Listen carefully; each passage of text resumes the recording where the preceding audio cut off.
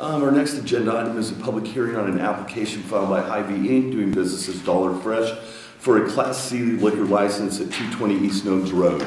Is there a representative of the business here tonight? Thank you. Would you please state your name and address for the record?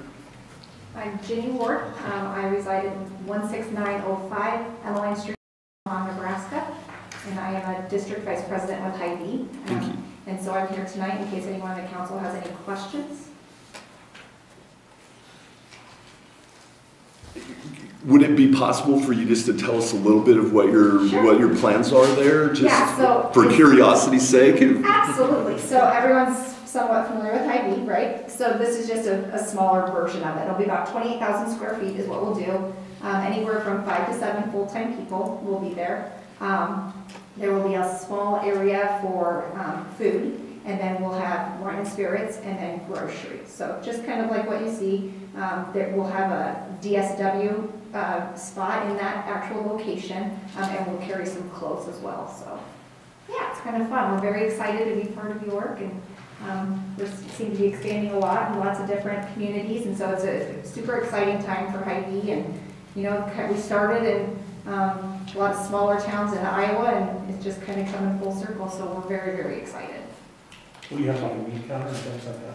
So we will have meat that comes in, but they probably won't do a lot of cutting in the actual facility. So we have a place in Ankeny, Iowa, and that's where we do a lot of meat cutting days. It'll come in pre-cut that way. Yeah.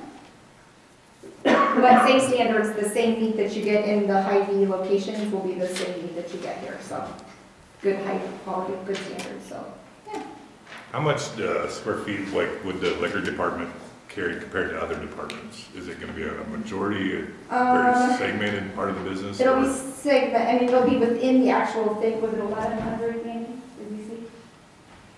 I think it was a 40 square foot liquor or for beer cooler, and then wine and spirits. It would be a pretty nice size wine and spirits. I mean, it's not going to be like a gigantic Hy-Vee wine and spirits shop. Right. But compared to the others, I think the clothes department, the food department, this is smaller or as big as the other departments? It'll be very similar. They're all kind of scaled. Gotcha. So yeah, it'll be very similar to the other ones, maybe a little bit bigger than the DSW. DSW just will be in line, which means it's kind of like in the gondolas, but it'll make it into a department, whereas the wine, beer, and spirit, that's going to actually have a cooler and it'll have a destination. Yeah. Yep. Thank you. Yeah. Any other questions while we have you there? Seeing none, thank you very much. Thank you very much. This is a public hearing. Does anyone else wish to speak to this application? Seeing no one, I'll close the public hearing, turn it over to the council for your action. We would need to pass resolution 2021-12. So moved. Second. Motion and a second. Any further discussion?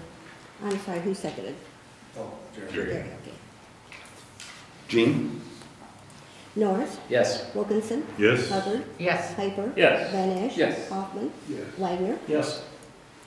Thank you very much. Thank you for coming, and best of luck. Thank you very much. Welcome to York. Yes, thank you. I'll be taking over for Jenny, so I'll be the next representative. Good. Good. Thank you guys. Thank you. All right, thank you.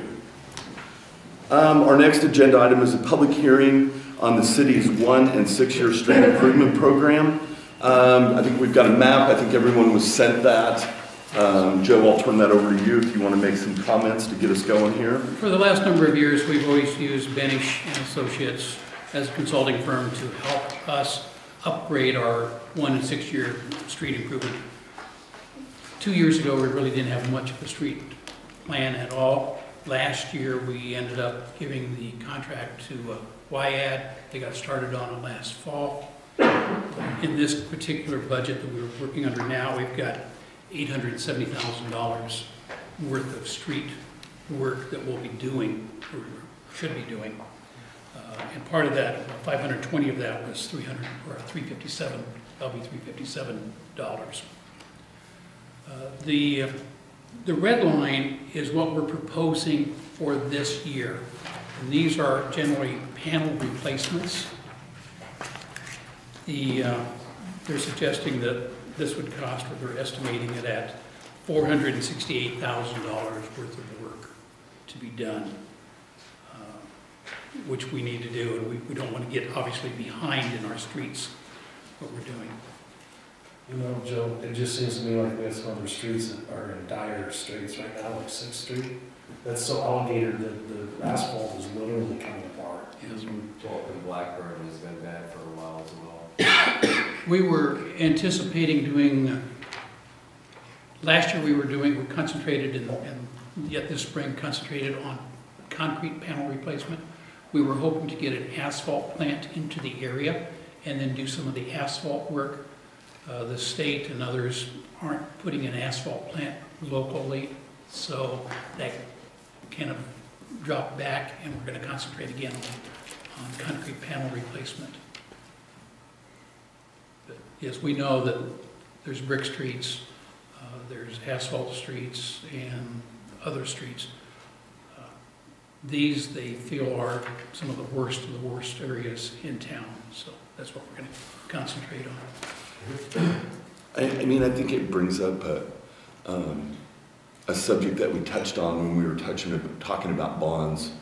You know, earlier, and it would be up for the, you know, I think as we go into this next budget and discussion is there, how much work is out there that really needs to be done as prices continue to go up, with low opportunity, you know, with low interest rates. Is there an opportunity for us to look into the fact that maybe we would do a lot more in a year, and maybe that's a 3 or 4 year, you know, I mean, we may spend our money, a lot of it, for the next 3 or 4 years to make those bond payments, but if we had somebody go out and do a $2.5 million bid or a $3 million bid, or identify it a little bit deeper and taking some of the yellow lines like 6th Street into what needs to be done, I mean, is that a good strategy for us? And I just think it's something we need to discuss. Because you know, you would think that you would get more competitive bids if you were bidding more. You know, if you had a bigger job, you'd get more bidders than if we're just doing 600,000 or 700,000. If we were out there doing a few million, knowing that, you know, we can't pay for that all in 1 year, but over a few years, do we get more bang for our buck? And I know that we've done that. It's happened years past. We haven't done it, that sort of thing, for some time, but, you know, while interest rates are still low, it's probably a time to think about that as an option.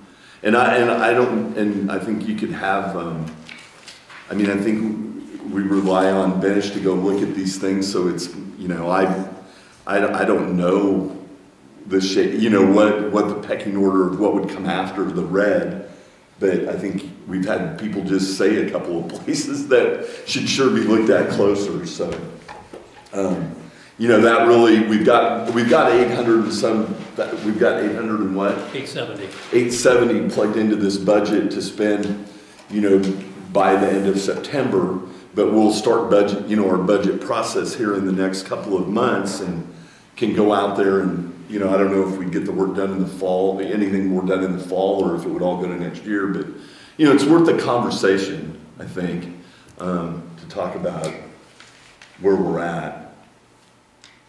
Well, it brings up it is a good point to make that we're seeing the interest rates where they're at, how much money we're saving when we're refinancing our existing bonds. And you've said it too, Jerry, if we want to look ahead to something that's capital expenditures that we're looking at for the future, now's the time to do it. Well, and also, you know, maybe not waiting terribly long as we get to the end of the, you know, if the community center project was finishing up, you know, in the summer, not waiting terribly long past that to go ahead and try and issue the bonds that we're going to need to pay for those too. Just get that stuff done. And Scott said that he would keep an eye on that for us also, you know, for timing. But I guess just throwing that out there as a thought that we can talk about over these next couple months, you know, to see when we get together, to see if that's something that you're interested in. So might have a little heightened awareness of other places you see in town, and we may need Benish to develop a list and have Benish go out and look at those, you know, and give us, and actually have them come to a meeting where they would say, well, somebody said this street, well, here's the thing about, you know, and get specific and talk about some of those streets of what needs to be done now or what. So what exactly is the process? Like, we would bring that to whose attention, that brings it to Benesh, that brings it to? Well, I think we would, I think Joe would, I mean, What's the I, pecking order there? I would assemble all of the streets with Benish, Okay. and at that point, they would reassess them as to what it is. but we can So put there's together a range. list and then Yeah. just have them go through it and maybe plus and minuses, you know, maybe at some points, maybe they may say that, you know, it doesn't need concrete panel replacement, what it needs is an overlay. And it would be just fine and last you 10 more years without spending this kind of money. And I think those are the specific questions that we would need to put out to them to ask.